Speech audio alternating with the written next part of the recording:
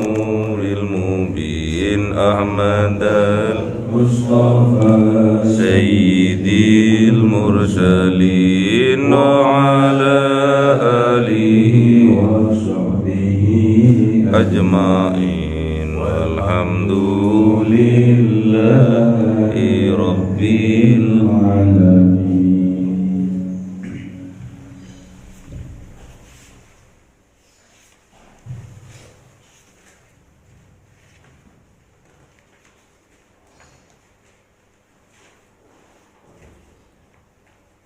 Assalamualaikum warahmatullahi wabarakatuh.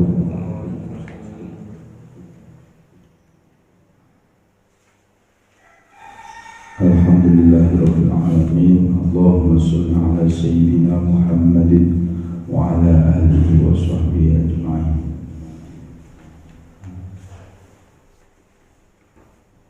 Mari kita mulai kajian tentang kitab Akhlaqul Ibanin. Kemarin kita sudah menghatamkan kitab Taisirul Khalaq. Ini kita lanjutkan tentang kitab Akhlaqul Ibanin. Kitab ini menerangkan tentang beberapa adab atau beberapa istilahnya tingkah kita, akhlak kita seperti apa sesuai dengan kaidah-kaidah yang ada di dalam agama Islam. Mari kita mulai Al-Fatihah pada pengarang kitab Akhlaqul Ibanin. Al-Fatihah. A'udzubillahi minasyaitonir rajim. Bismillahirrahmanirrahim. Alhamdulillahirabbil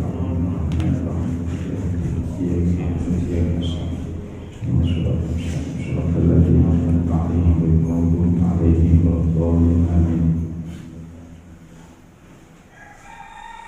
Bismillahirrahmanirrahim. Bimada yatakhallaqul walad.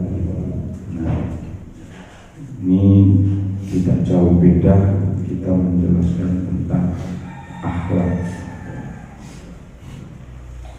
Dengan apa seseorang itu, seorang anak itu bisa dikatakan dia itu berakhlak. Yajibu wajib alal waladi ing atase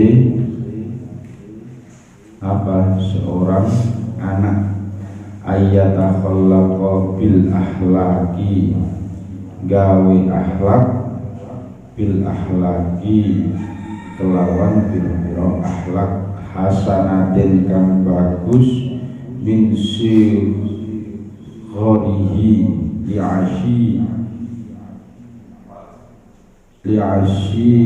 li'aisha mahbuban fi kabirihi.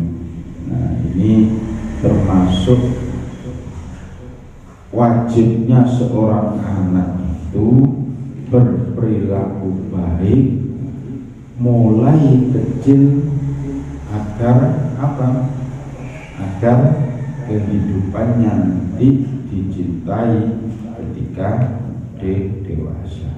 Artinya wajibnya seorang anak itu yang mulai kecil itu sudah kita ajari tentang akhlak. Karena kelak kehidupan akhlak, kehidupan kita ketika akhlak itu baik, maka kita akan dicintai orang-orang yang dewasa.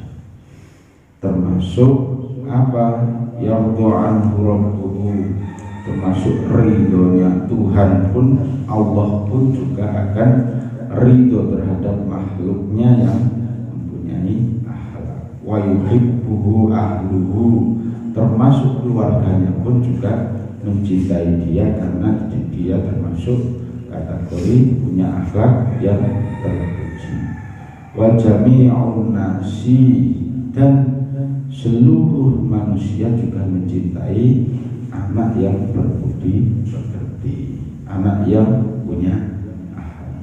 Jadi di sini seorang anak berperilaku atau berakhlak yang mulia itu mulai kecil agar apa? Kehidupan harapannya nanti ketika dewasa itu semua bisa dicintai oleh Allah, dicintai oleh keluarganya, dicintai oleh seluruh manusia yang ada di muka bumi. Tidak bisa, karena akhlak ini adalah fondasi bagi seseorang untuk melaksanakan kehidupan di dunia. Dan tuntunan akhlak itu sudah ada dalam Al-Quran dan Al-Hadis. Rasulullah sendiri gimana hadisnya? Innama bu'ithu biutammima makarimal akhlaq. Ya. Rasulullah itu sesungguhnya aku diutus di muka bumi ini hanya untuk yang pertama itu adalah menyempurnakan akhlak. Nah, kategori akhlak ini bisa berupa akhlak hubungan kita hablum minallah dan hablum minan nas. Termasuk hubungan dengan Allah, hablum minallah itu juga harus dengan akhlak. Kita sebagai seorang hamba, posisinya seorang hamba, kita juga harus hormat kepada Allah. Allah tidak perlu kita hormati, tapi kita yang sepatutnya sebagai seorang hamba harus berakhlak kepada Allah Subhanahu wa ta'ala. Lah, cara akhlak yang baik, hablum minallah, hubungan baik dengan Allah itu seperti apa? Ya termasuk menjalankan ibadah sholat 5 waktu dengan tepat waktu. Itu juga menjaga akhlak kita, termasuk cerminan dari akhlak kita. Ketika hayya 'alas shalah, ayo sholat, ternyata akhlak kita gimana? Ketika dipanggil Allah, hayya 'alas shalah, tak dulu sih, nah seperti itu. Ya terkadang memang sikap itu muncul, tapi itu juga wujud dari cerminan akhlak kita ibadah kepada Allah. Bisa tidak kita melakukan hal-hal yang dicintai oleh Allah, ya, termasuk as-sholatu ala waqtiha itu ayyul ahabba ilallah, ya Rasul, amalan apa yang paling dicintai oleh Allah? Ternyata Rasulullah menjawab kepada salah satu sahabat, as-sholatu ala waqtiha, hal yang paling dicintai oleh Allah itu adalah sholat tepat pada waktunya. Nah, tepat pada waktunya ini ya berarti ya sholat di awal waktu. Nah itu cuma termasuk cerminan dari akhlak kita kepada Allah sebagai seorang hamba.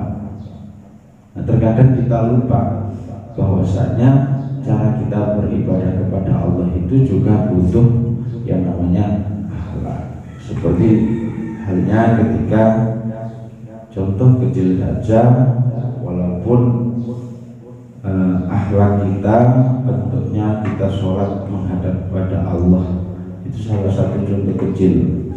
Nah, ketika kita menghadap Allah ini sudah rapi apa tidak, ya, sudah wangi apa tidak, apakah lebih rapi ketika kita berangkat ke sekolah daripada kita sholat menghadap Allah. Nah, itu yang perlu kita pikirkan juga, karena itu termasuk cerminan dari akhlak. Apalagi akhlak terhadap sesama manusia. Yang apa itu? Harus bisa kita ini hidup berdampingan, ya, namanya juga makhluk sosial, tidak bisa hidup sendiri. Hidup sendiri pun juga tidak mungkin, ya. Orang pasti butuh bantuan orang lain karena makhluk sosial sudah. Nah, hubungan sama manusia ini juga harus berakhlak. Jangan sampai kita melanggar hak-hak yang dimiliki orang lain. Ketika kita tidak bisa menyeimbangkan itu, apalagi dosa sesama manusia itu hanya bisa dilebur ketika kita mendapatkan maaf dari orang lain. Maka akhlak ini adalah kunci pertama kenapa kita harus penting untuk mempelajari akhlak. Salah satunya ya kita sebagai anak itu harus mulai kecil kehidupan kita dididik harus berakhlak, baik dari segi apapun, hubungan dengan Allah ataupun hubungan dengan manusia.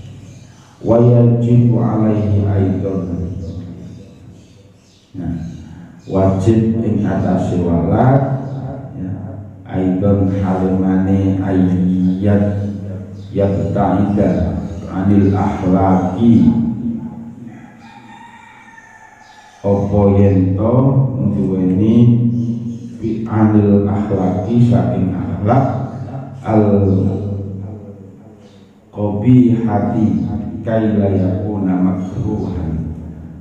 Nah, supaya ora ono iku sengite layak anhu ora ridho saking sapa ridho piro-piro saking pangerane kula lan panjenengan wala yuhibbu lan ora demen sapa ahli atau keluarga wala ahadun minan nasi termasuk salah satu di antara manusia juga tidak suka. Nah, wajib bagi seorang anak ini adalah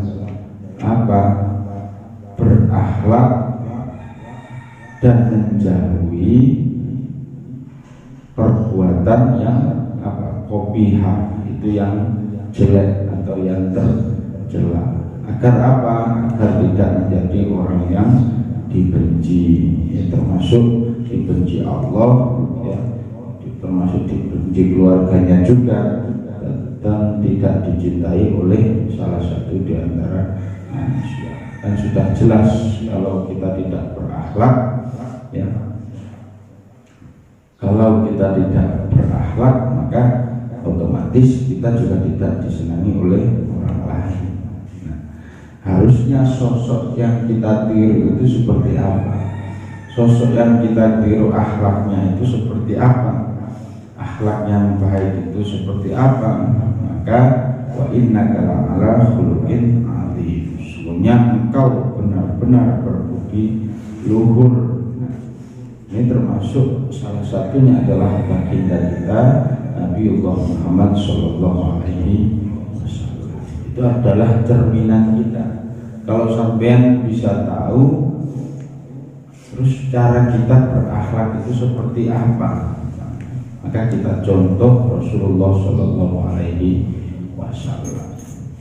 Maka kata Rasul, orang yang paling dekat dengan saya, dalam hadis Tirmidzi kata Rasul, orang yang paling dekat dengan saya nantinya di hari kiamat itu adalah orang yang berakhlak mulia.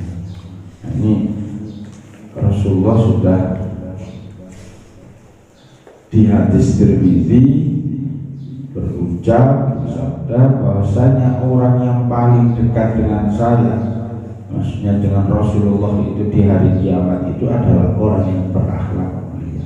Sedangkan orang yang paling jauh dari saya itu adalah orang yang rakus, apalagi orang yang sombong, itu akan jauh dari Rasulullah Shallallahu Alaihi Wasallam. Ini termasuk kategori kita ini, ya, ketika kita punya sifat sombong, rakus atau suka menghina orang lain, maka sudah barang tentu kita tergolong orang yang jauh dari Rasulullah nanti di hari kiamat. Naudzubillah. Nah, maka harus dan benar-benar kita itu, ya, bisa menyempurnakan akhlak kita.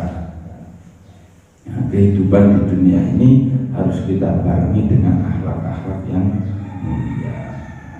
Al-waladul adib, anak utawi iki iku anak sing sopan. Nah, anak sing sopan itu seperti apa? al-waladul adibu yahtarimu walidayhi wa muallimihi.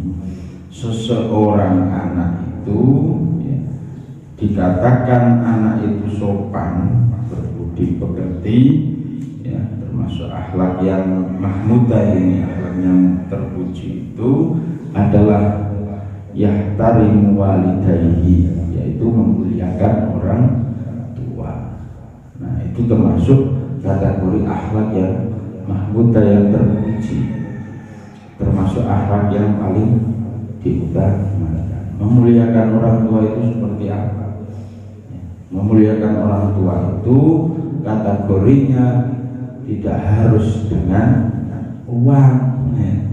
Memuliakan orang tua itu ya bagaimana etika kita, hubungan kita kepada orang tua. Bisa jadi memuliakan orang tua itu bisa mengangkat derajat orang tua. Bukan berarti harus kita ngasih uang ke orang tua itu dikatakan yahtari, memuliakan.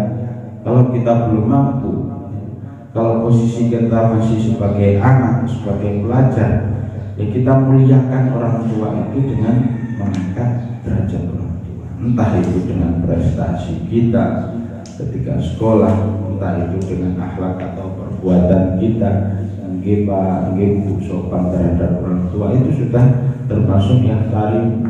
Entah itu apa yang dikatakan orang tua kita lakukan, itu juga memuliakan orang tua. Ini adalah perintah yang wajib. Jangan sampai selagi kita belum bisa membahagiakan orang tua, apalagi kita malah bukan yang tari, malah menjadi beban orang tua. Beban dalam artian bukan berarti beban untuk menghidupi kita, bukan, tapi beban karena perbuatan atau perilaku kita. Kita tidak bisa memuliakan orang tua, malah isin. Nah, ini kualat. Ketika kita berarti yang tarimul walidayni ini memuliakan kedua orang tua yang semaksimal mungkin. Kalau sampai posisinya belajar, ya juga dengan prestasi belajar yang rajin, belajar yang giat. Jangan sampai malah membuat orang tua malu, nggak bisa mengangkat derajat orang tua. Wa muallimihi, dan akhlak seorang yang anak yang baik itu adalah menghormati para guru. Nah, sampai ketika di mana siapapun yang mengajar sampean, walaupun itu hanya satu huruf, itu termasuk guru sampean. Sebisa mungkin kita kirim Fatihah. Ya. Kalau kita besar seperti ini, mungkin kita lupa guru-guru kita. Ya. Kalau yang kuliah mungkin yang diingat ya profesor, yaitu ya para doktor. Tapi kita terkadang lupa terhadap guru-guru kita yang di rumah kecil, yang mengajarkan alif bata itu. Nah, kita juga perlu kirim Fatihah. Nah, maka di jamak pun ketika Fatihah setelah sholat itu juga termasuk takdim kita terhadap guru-guru kita. Maka ketika setelah sholat usahakan kirim Fatihah terhadap guru, terhadap keluarga kita. Nah, itu salah satu bentuk dari etika kita ketika menjadi seorang anak atau seorang peserta didik. Wa ikhwanul kibar, termasuk hormat terhadap para saudara-saudara yang lebih tua atau lebih besar pada kita. Ya, wa kullaman huwa akbar minhu, dan termasuk juga kita harus orang yang lebih besar dari kita harus hormati, ya. Kita harus menghormati itu bukan berarti semua perintah dari saudara kita yang lebih tua kita ikuti, bukan, selagi itu perbuatan yang baik. Dan kenapa tidak? Tapi ketika dia itu menyuruh dalam kejelekan, yang kita kita larang. Wa yarhamu ikhwanahu shighar, termasuk menyayangi saudara kita yang lebih kecil. Seperti Mas Bahrul, ya harus menyayangi saudara-saudara yang kecil-kecil. Menyayangi dalam bentuk apa?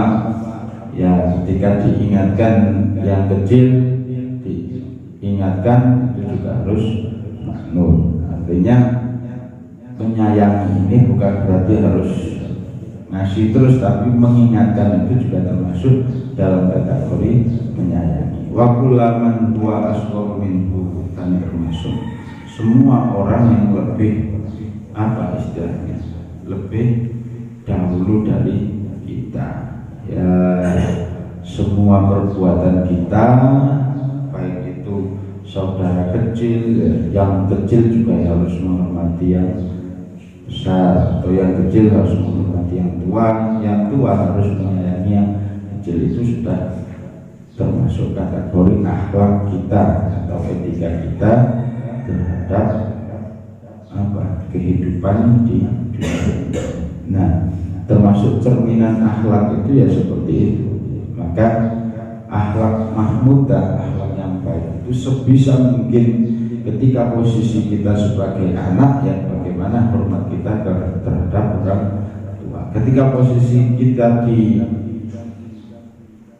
istilahnya pondok, ya bagaimana kita hormat terhadap kiai kita, terhadap guru kita. Ketika posisinya kita berada di sekolah, ya terhadap guru-guru kita. Kalau di masyarakat berarti ke tokoh masyarakat, kita juga harus hormati itu. Kalau dalam bernegara mungkin akhlak kita, taklim kita ya terhadap pimpinan di negara, termasuk taat ulil amri itu juga termasuk termasuk kategori akhlak yang mahmudah. Nah, kalau akhlak madmumah ini gimana? Berarti akhlak yang jelek ya. Ketika selagi itu bertentangan dengan ajaran agama, berarti termasuk akhlak yang tercela.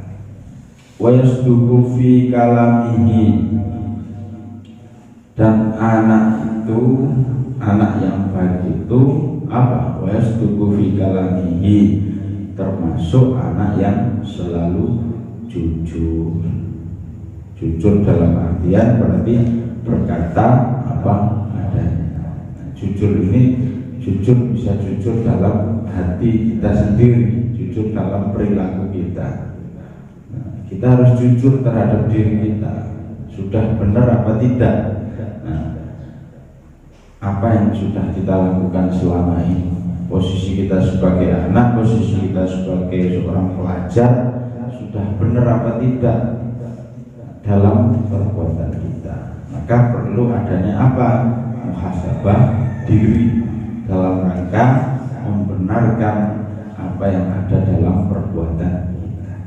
Ya termasuk kategori perbuatan atau perkataan kita juga harus senada dengan perbuatan.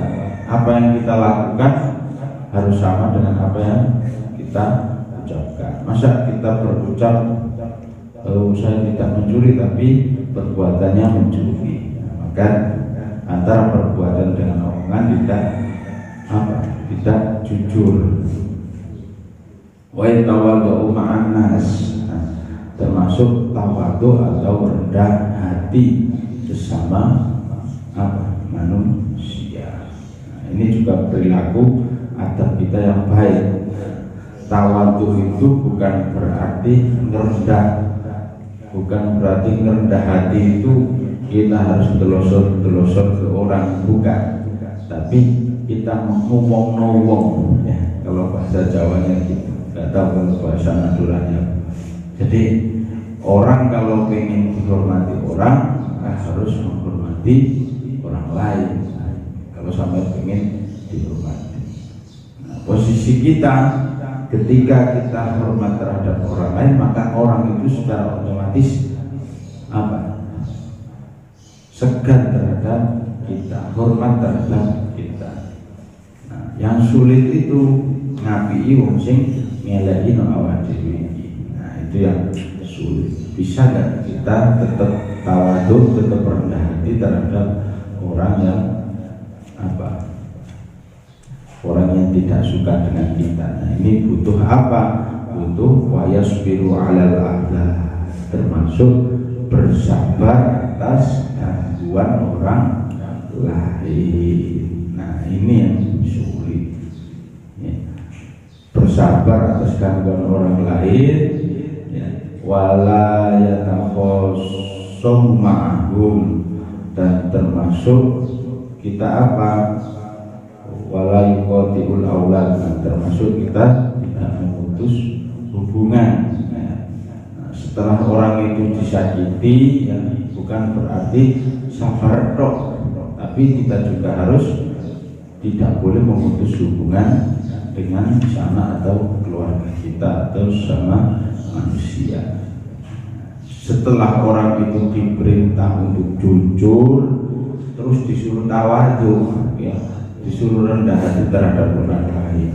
Ketika orang itu tidak bisa seperti itu, nggak bisa tawadhu, kok disombong ya, maka apa posisi kita sebagai seorang anak mungkin atau seorang yang kecil, harus apa? Bersabar atas gangguan orang lain.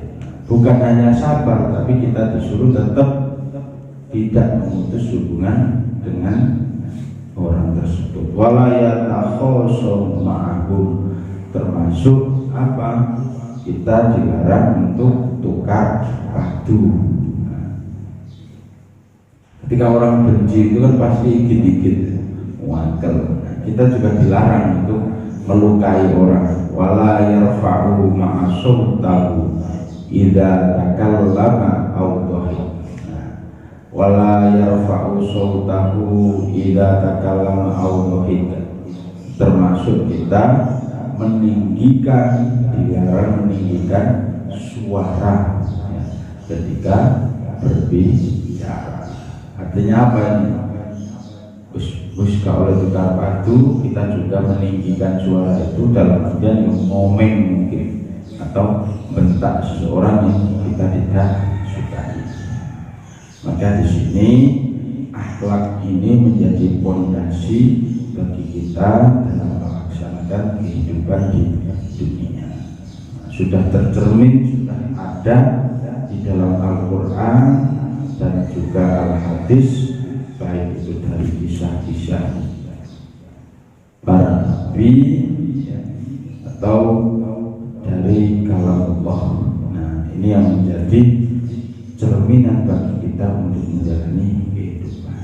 Maka akhlak ini menjadi pondasi orang dalam beribadah, dalam melakukan kehidupan di dunia ini. Sebisa mungkin kita memperbaiki akhlak kita. Tidak ada kata terlambat, walaupun di sini adalah ketika mulai kecil kita sudah dididik untuk berakhlak, apalagi kita sudah dewasa seperti ini.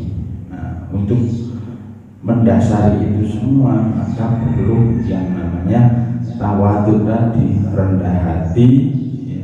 Perlu muhasabah diri, sudah benar apa tidak letak posisi akhlak kita, akhlak terhadap apa? Hubungan dengan Allah, akhlak terhadap sesama manusia. Nah, ini menjadi penting dalam kehidupan kita. Nah, maka semoga kita termasuk golongan orang-orang yang berakhlakul karimah. Semoga kita termasuk bisa mengkategori orang yang paling dekat Allah karena kita berakhlak yang mulia. Akhlak ini juga harus dilatih, dan semoga kita dijauhkan dari sifat-sifat yang termasuk akhlak madmumah, akhlak yang jelek, rakus, sombong ya, dan menghina orang lain. Semoga itu semua akhlak-akhlak yang madmumah itu dijauhkan oleh Allah dari dalam hati kita dan diri kita ini. Semoga bermanfaat. Mari kita tutup dengan bacaan kafaratul kafaratul majlis. Subhanallahumma wa bihamdika asyhadu an la ilaha illa anta astaghfiruka wa atubu ilaik. Syukran. Assalamualaikum warahmatullahi wabarakatuh. Allahumma sholli ala sayyidina Muhammad. Allahumma salli alaihi